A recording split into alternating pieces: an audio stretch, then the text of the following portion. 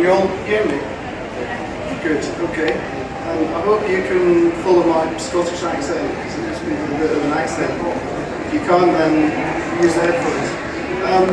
When I first started publishing like 20 years ago, this postmodernism tag came up.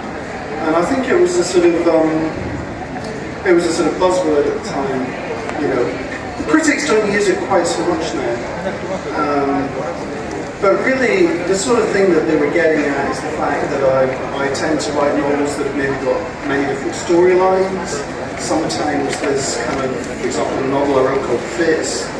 The narrator is kind of intruding in the story and all this kind of thing.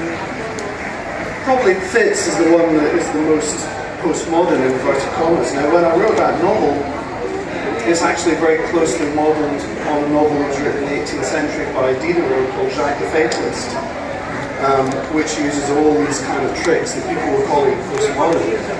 So when people talk about the postmodern novel, often they're talking about stylistic things that have been around for a very long time, that were done by people like Lawrence Sterne in the 18th century, that were done by Cervantes, and really it was these older writers that were kind of influencing me, writers that were kind of playing with the genre. Because the thing is, if you sit down and write a novel, an awful lot of the work has already been done for you by history.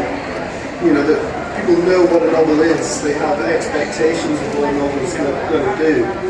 And you have a sort of decision as a novelist. Are you going to just sort of accept all these forms, take all these ready-made things off the shelf, you know, which is fine, and you can work with that, or do you feel some sort of resistance to that? Do you feel you want to kind of shake things up a bit and not necessarily just sort of take them as they are? So I think in sort of life, I'm naturally a very sort of conformist, pretty dull person who's quite happy to take pre-existing codes and forms and all the rest of it. In my writing, I like to play around with things.